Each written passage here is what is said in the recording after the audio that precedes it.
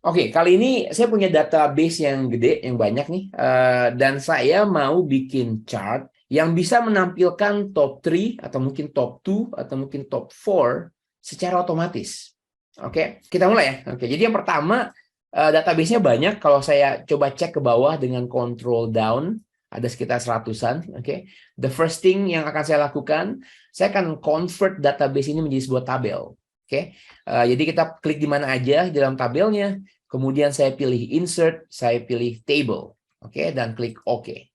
Oke, jadi di sini udah ada tabel sekarang, dan saya mau punya data ya, teman-teman ya, data yang bisa saya pilih-pilih nanti ya. Saya mau tahu sales rep-nya top 3 per region.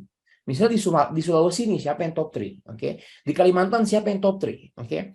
Jadi untuk ini ada semacam interactivity. Oke, jadi saya mau pilih-pilih regionnya. Dan kalau kita udah mau pilih-pilih region, kemungkinan besar yang paling enak untuk dipakai itu adalah pivot table. Kenapa?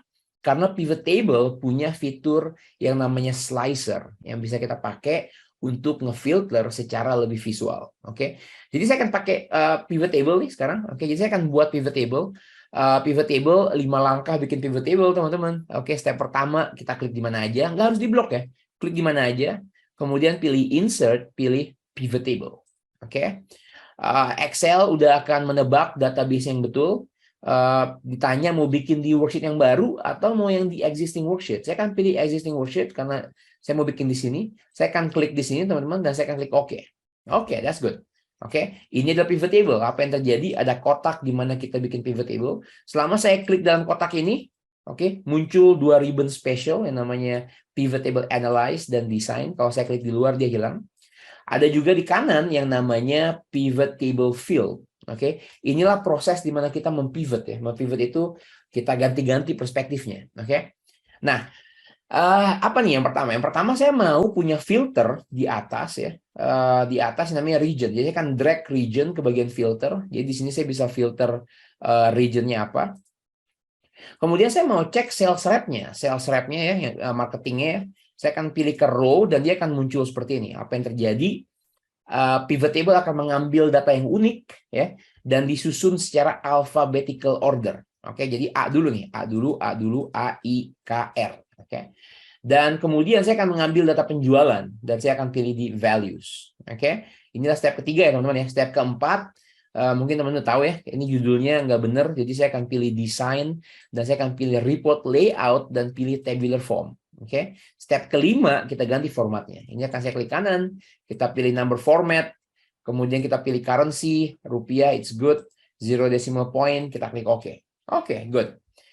Nah, jadi saya mau bikin slicer. Bikin slicer banyak cara ya teman-teman. Teman-teman bisa pergi ke pivot table analyze dan pilih slicer. Atau kalau kita memang mau bikin slicer berdasarkan region, saya bisa ke pivot table field di sebelah kanan, klik kanan di region, dan saya pilih add as slicer. Oke, jadi di sini ada slicernya nih. Oke, wah cakep ya. Jadi saya bisa kecilkan. Oke, klik Jawa dan dia otomatis hanya mengambil sales yang di Jawa. Klik Kalimantan, dia hanya mengambil yang di Kalimantan. Oke, atau saya press Ctrl dan klik Jawa, dia akan ngefilter yang di Jawa dan di Kalimantan. Oke, ini saya lepas lagi. Oke, nah tapi sekarang saya mau ngesortir data ini dari yang paling tinggi karena kita mau ambil top 3, oke? Atau mungkin top 2. Oke. Jadi untuk ngesortir dalam pivot table agak sedikit berbeda ya karena di sini nggak ada tombol untuk ngesortir A ke Z atau largest to smallest. Caranya kita harus klik yang di sini dan kita pilih more sort options. Oke, saya klik more sort options. Ada 2 konsep yang teman-teman harus tahu, ascending, jadi makin lama makin naik ya. Sedangkan descending makin lama makin turun. Kita mau angka yang paling besar di atas. Jadi makin lama makin turun. Jadi kita akan pilih ascending dan kolomnya adalah sum of penjualan. Yang ini nih, sum of penjualan. Kita klik OK dan dia akan ngesortir dari yang paling tinggi ke yang paling rendah. Oke, that's good ya. Jadi kita akan coba-coba nih, saya pilih Jawa. Oke, that's good. Kalimantan, Sulawesi, Sumatera. Oke, kayak gini ya. Dan it's good. Semuanya beres nih. Oke, saya unfilter lagi ya. Nah, untuk bikin chartnya, karena saya mau top 3 nih teman-teman. Jadi agak sedikit berbeda ya.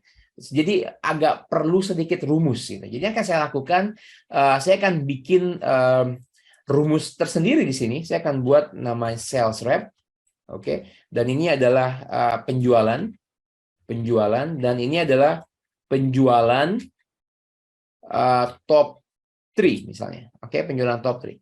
Nah, sangat simpel teman-teman. Saya akan menggunakan sama dengan aja untuk mereferensikan. Saya akan pilih yang di sini, oke, Ika Indah, kemudian double klik. Oke, untuk penjualan lagi-lagi kita menggunakan tanda sama dengan. Oke, oke, dia menggunakan pivot data, no problem. Kita pilih formatnya, kita samain. Oke, double klik. Sorry. Saya akan gunakan J4, oke. Kemudian double klik dan ini baru betul ya. Jadi kalau kita menggunakan mouse, dia akan menggunakan get pivot data, tapi kalau kita tulis secara manual J4, dia akan mengambil cell referensi. Oke. Nah, pertanyaannya sekarang, saya mau bikin something yang dinamis nih, teman-teman. Oke, saya akan pilih kita mau ambil top berapa. Oke, top 3. Dan saya akan bilang region apa? Regionnya lagi-lagi ada di sini. Oke, kita mau ambil all. Oke, atau saya pilih Jawa, dia akan berubah menjadi Jawa. Oke, tujuannya apa? Tujuannya di sini saya akan bikin judulnya menjadi dinamis. Saya akan bikin tanda sama dengan dan bungkus data ini dengan tanda petik, oke? Dan saya gabungkan dengan tanda dan ke level di sini. Dan tiganya ini kita hilangin ya teman-teman.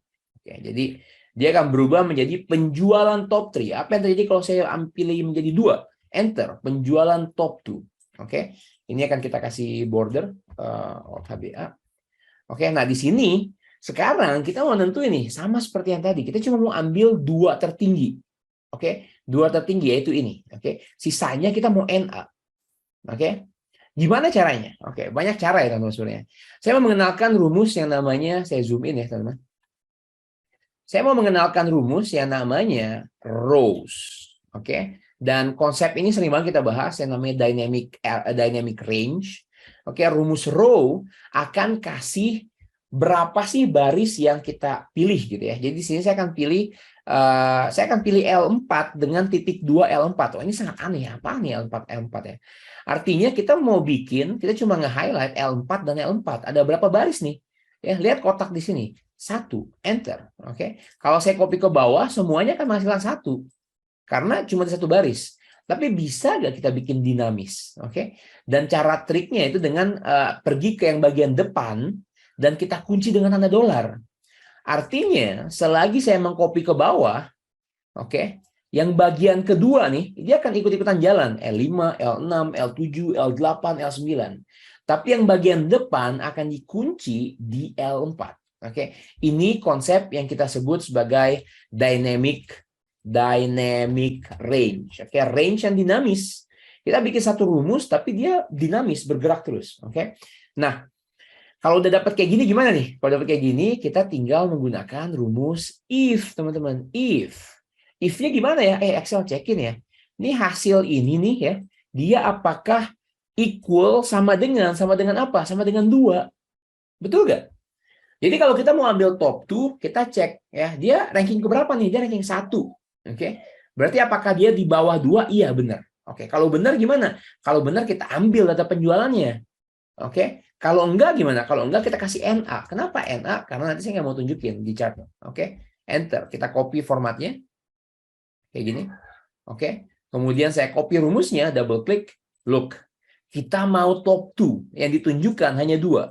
Kalau saya mau 3, top 3. Yang ditunjukkan adalah 3 dan judulnya berubah. Wah, keren ya teman-teman. It's good, oke? It's good stuff. Oke, buat teman-teman yang suka bikin dashboard, ini perlu dipelajari nih. Gimana caranya everything works ya, semuanya jalan secara otomatis. Oke? Oke, that's good. Nah, selanjutnya kita mau bikin chartnya, teman-teman. Oke? Saya akan blok semuanya atau saya bisa klik di mana aja. Oke? Atau gini, saya akan lakukan step by step. Saya akan pilih dulu yang kedua, ini 1 dan 2. Kemudian saya akan pilih bar chart ya. Saya nggak mau column chart nih, saya mau pilih bar chart. Di sini ada bar chart, oke. Kayak gini, teman-teman. Oke, nah, something yang menarik about bar chart. Oke, walaupun kita sudah menyusun dari besar ke kecil, di bar chart itu terbalik. Oke, harus diingat ya, di bar chart itu terbalik. Jadi yang perlu kita lakukan adalah kita klik kanan di X-axis-nya, pilih format axis atau Ctrl 1. Dan di sini ada yang namanya categories in reverse order. Jadi kita harus tik di sini supaya dia balik lagi. Oke, that's good ya. Atas ini agak sedikit mengganggu, jadi kita delete aja. Namanya kalau mau di bold dan dibikin lebih besar boleh, kosmetik ya, teman-teman. Oke, judulnya misalnya kita bikin apa ya, data penjualan. Oke, data penjualan kita bold dan saya akan geser ke kanan. Oke, that's good. Oke, nah selanjutnya saya cuma mau nunjukin top 3. Oke, jadi kita melakukan trik yang sama nih. Saya akan ambil yang ini karena saya mau tambahin data yang baru ini ke dalam chart yang di bawah. Jadi saya akan copy, saya klik chartnya dan copas, oke, copy and paste. Jadi Ctrl V dan dia muncul kayak gini teman-teman. Oke, ini hampir sama seperti yang tadi ya waktu kita bikin max ya. Oke, saya mau sumputin yang warna biru untuk jadi warnanya agak sedikit lebih fading, yaitu warnanya abu-abu. Oke, dan selanjutnya sekarang kita mau bikin dia di depan, overlap. Oke, jadi saya akan klik kanan di sini, pilih format data series, dan di bagian overlap kita akan bikin 100%. Boom. Yang orange sekarang di depan. Oke, tapi agak kurang gemuk ya. Jadi gap width-nya akan kita kurangi menjadi 85 dan dia akan menjadi lebih gemuk sekarang. Keren ya teman-teman. It's good. Oke, it's good stuff. Jadi sekarang saya bisa tinggal klik kanan, kita tambahin data series, data label. Oke, data label ini kita bisa bold, kemudian kita bisa misalnya ganti warna menjadi putih, dan lokasinya, oke, klik kanan, pilih format data labels, lokasinya saya akan bikin di ujung, inside end. Oke, that's good. Oke, looking good ya.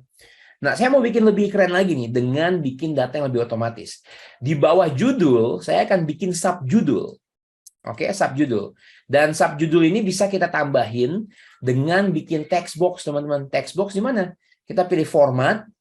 Oke. Kemudian di sini ada text box nih. Kita pilih text box di sini ya. Oke, cool. Text box, oke. Tapi text box ini saya mau bikin dinamis. Oke, saya tulis dulu ya, lalala gitu ya, bikin dinamis. Dinamisnya saya siapin dulu ya. Saya mau bikin kata-kata apa nih? Saya mau bikin ini data penjualan di region. Oke, saya akan tulis kata di tanda sama dengan di region. Oke, kasih spasi, tanda petik lagi di region apa? Ini yang udah kita siapin, Jawa. Jawa ini dari mana? Dari slicer, teman-teman. Begitu kita ganti Jawa, dia akan berubah dan dia akan berubah di judul. Dia akan klik Jawa. Sorry, saya ulang ya.